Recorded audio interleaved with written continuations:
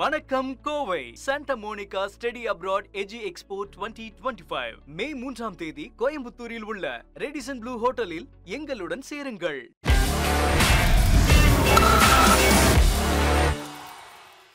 One India house நேர்களுக்கு வணக்கம். Gujarat Titans versus Sunrisers Hyderabad ஒரு பயங்கரமான கேம் நடந்து முடிஞ்சிருச்சு. குஜராத் டைட்டன்ஸ் பலர் எக்ஸ்பெக்ட் பண்ண மாதிரி ஒரு விக்டரியா ரெஜிஸ்டர் பண்ணி ஒரு கன்வின்சிங்கான விக்டரி அப்படின்ற மாதிரி கூட நம்ம பார்த்துலாம் நினைக்கிறேன். அண்ட் இந்த கேமில் நிறையா டாக்கிங் பாயிண்ட்ஸ் இருக்குது. யார்கிட்ட பேச போகிறோம் அப்படின்னா கிரிக்கெட் அனலிஸ்ட் கிருபாகரன் தான். வணக்கம் கிருபாகரன். வணக்கம் ப்ரோ. ஸோ அந்த கேமில் வந்து ஃபர்ஸ்ட் குஜராத் டைட்டன்ஸ்லாம் நம்ம பார்க்க வேண்டிய ஒரு மிகப்பெரிய விஷயம் என்ன அப்படின்னா 8 பவுலிங் ஆப்ஷன்ஸோட அவங்க செகண்ட் இன்னிங்ஸை ஸ்டார்ட் பண்ணாங்க. அந்த ஒரு விஷயம் உண்மையாக ரொம்ப ஆச்சரியமா இருந்துச்சு. ஏன்னா ஷெஃபான் ரூதர்ஃபோர்ட இதுலேயே அவங்க உள்ள ஒரு இம்பாக்ட் பிளேயராக உள்ள கொண்டு வந்துருவாங்களா அப்படின்ற மாதிரி சில எக்கச்சக்க டிபேட்ஸ் இருந்துச்சு. பட் ஆனால் கடைசி வரைக்கும் ஷெஃபான் ரூதர்ஃபோர்டு உள்ள வரல. அண்ட் கடைசியில் பார்த்தோம் அப்படின்னா பவுலிங்கை பார்த்துட்டோம் அப்படின்னா 8 பவுலிங் ஆப்ஷன்ஸோட அவங்க உள்ள வராங்க செகண்ட் இன்னிங்ஸில் குஜராத் டைட்டன்ஸ். இது எப்படி பார்க்குறீங்க இந்த ஒரு மூவை? ஸோ நம்ம ஃபர்ஸ்டே நம்ம குஜராத்தை பத்தி நிறைய பேசும்போது நான் சொல்லியிருந்தேன் நிறைய ஆல்ரவுண்டர் ஆப்ஷன்ஸ் இருக்கு அப்படின்னு. நம்ம ஃபர்ஸ்ட் ஆப்ஷன் முடிஞ்ச உடனேயே ஒரு ப்ராபபிள் பிளேயிங் 11 எல்லாரும் மேக் பண்ற மாதிரி நம்ம அப்ப லைவ் போயிருந்தோம்னு நினைக்கிறேன். ஸோ அப்ப நம்ம மேக் பண்ணும்போது டாப் 3 தவிர பேலன்ஸ் டீம்ல எல்லாமே பவுலிங் போடுற ஆப்ஷன்ஸ் இருந்துச்சு. அதாவது Sai Sudharsan, Shubman Gill and Jos Buttler தவிர அதுக்கப்புறம் வர்றது ஃபுல்லாவே உங்களுக்கு பவுலிங் ஆப்ஷன்ஸ் தான்.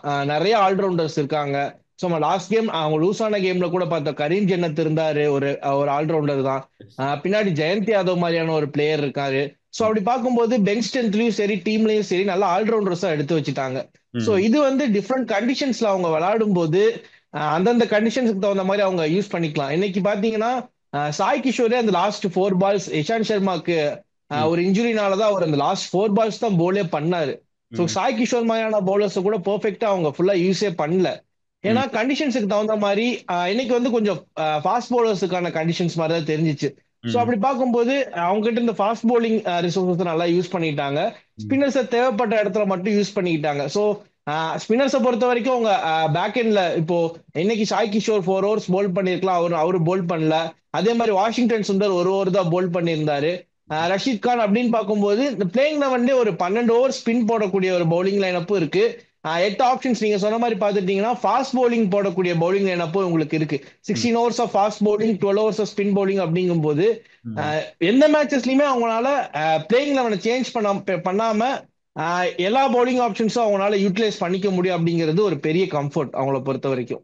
Okay right. And first batting ஆர்டர்லேருந்தே வந்துடலான்னு பார்க்குறேன். மறுபடி Sai Sudharsan, Shubman Gill and Jos Buttler at again பார்த்துட்டோம் அப்படின்னா அந்த 3 பேர் இந்த சீசன் ஃபுல்லாகவே பார்த்துட்டோம் அப்படின்னா அந்த டாப் 3ல அட்லீஸ்ட் ஒரு பிளேயர் ஆச்சு 16வது ஓவரை தாண்டி வரைக்கும் பேட்டிங் பிடிக்கிறாங்க அப்படின்ற ஒரு பெரிய அட்வான்டேஜ் அவங்களுக்கு இருக்குது. அவங்களோட பேட்டிங் தான் அவ்வளோ சாலிடாக இருக்குது, நம்மளால பார்க்க முடியுது. நீங்களாம் சாய் சுதர்ஷன், சுமன் கில் 200 ஸ்ட்ரைக் ரேட்டில் ஆடிட்டு இருக்காங்க. அந்த அளவுக்கு முதல்ல ஒரு 10-12 ஓவர்ஸ் அவங்க மட்டுமே காலி பண்ணிடுறாங்க. அப்படின்னும் போது இந்த பேட்டிங் லைனப் வந்து ஒரு பக்கம் ஒரு பெரிய அட்வான்டேஜ் இருந்தாலும் கொஞ்சம் அன்டெஸ்டடாக இருக்கும் அப்படின்ற மாதிரியான ஒரு டவுட்டும் வருது.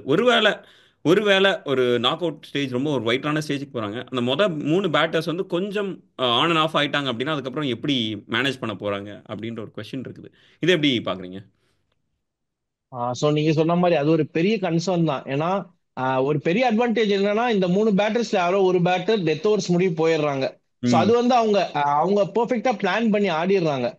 இப்போ ஒருவேளை சாய் சுதர்ஷன், சுப்மன் கில் அவுட் ஆயிட்டாங்க அப்படின்னா பட்லர் அந்த கேம் எடுத்துட்டு போறாரு. அதே மாதிரி வேற யாராச்சும் 2 பிளேயர் அவுட் ஆயிட்டாங்க அப்படின்னா இப்போ Sai Kishore Shubman Gill and Buttler out ஆயிட்டாங்கன்னா சாய் சுதர்ஷன் கேம் எடுத்துட்டு போயிடுறாரு. ஸோ அவங்கள பொறுத்த வரைக்கும் அந்த பிளான் வந்து பெர்ஃபெக்டா இருக்கு. ஸோ இனி வர டீம்ஸ் இப்போ நாக் அவுட்ஸ் ஆல்மோஸ்ட் குவாலிஃபை ஆயிட்டாங்க, இன்னும் 2-3 கேம்ஸ் இருக்கு. ஸோ ஆப்போனன்ட் டீமோடைய பிளான் என்னவா இருக்கணும்னா இந்த 3 பிளேயர்ஸ் வந்து டாப்ல ஆல்மோஸ்ட் இந்த பவர் பிளேல ஒரு 8-9 ஓவர்ஸ்க்குள்ள விக்கெட் போச்சுன்னா இந்த டீம் எப்படி விளாடுறாங்க அப்படிங்கறது பார்க்கணும். ஸோ இது முடியும் நம்ம அது பார்க்கவே இல்லை. ஸோ நீங்க சொன்ன மாதிரி அது இன்னும் டெஸ்ட் ஆகாமே இருக்கு. ஸோ அந்த இடத்துல அவங்க ஏதாச்சும் பிளான் வச்சிருக்காங்களா அப்படின்னு நம்மளுக்கு தெரியல.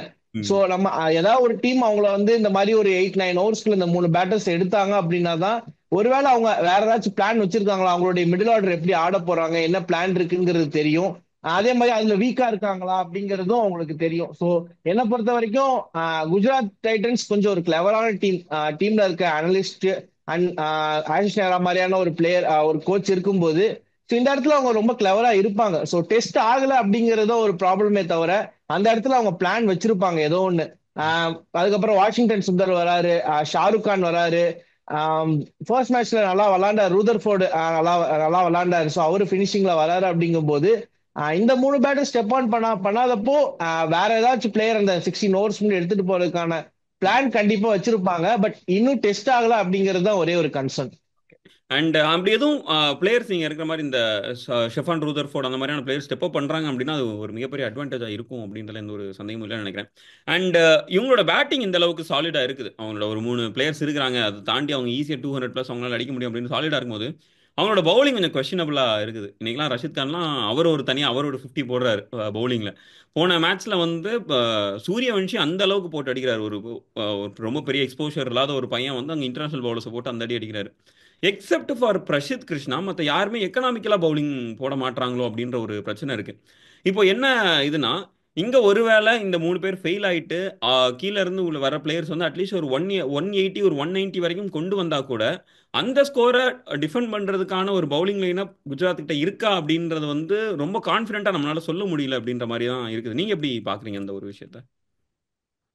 ஸோ இந்த இடத்துல வந்து அவங்களுக்கு அந்த பவுலிங், நான் சொன்ன மாதிரி நீங்க சொன்ன மாதிரி அந்த 8 பவுலிங் ஆப்ஷன்ஸ் இருக்குல்ல, அது வந்து அவங்களுக்கு ஹெல்ப் பண்ணும் அப்படின்னு நான் பாக்குறேன்.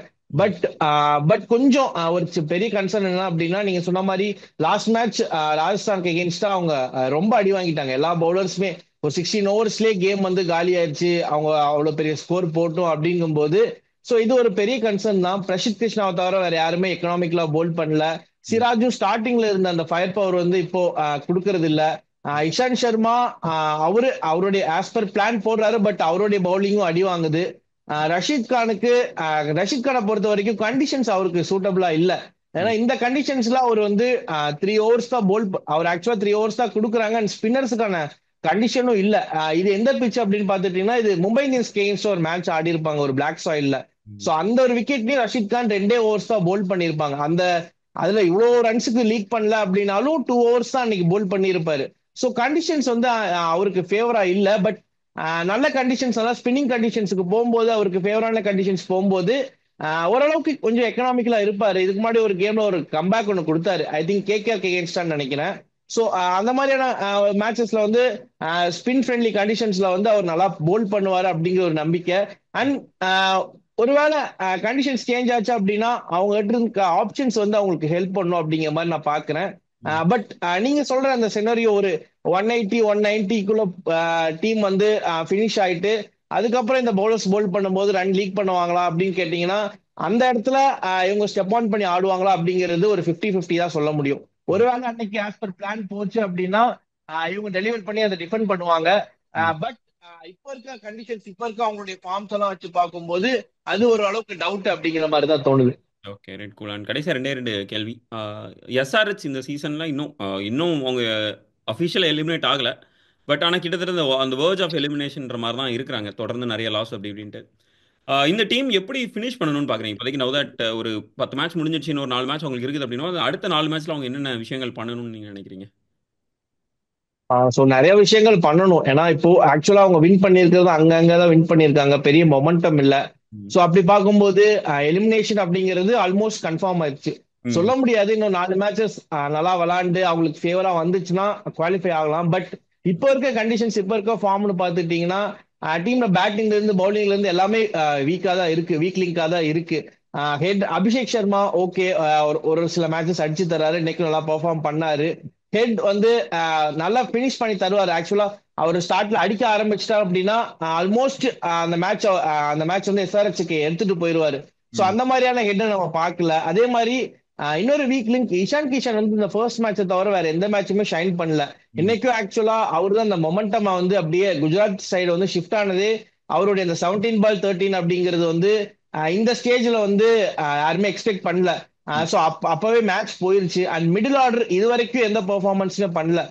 கிளாசனா இருக்கட்டும், நிதிஷ்குமார் ரெட்டியா இருக்கட்டும், கமிந்து மெண்டிஸை வந்து இந்த 6 and 7ல விளையாட வைக்கிறாங்க.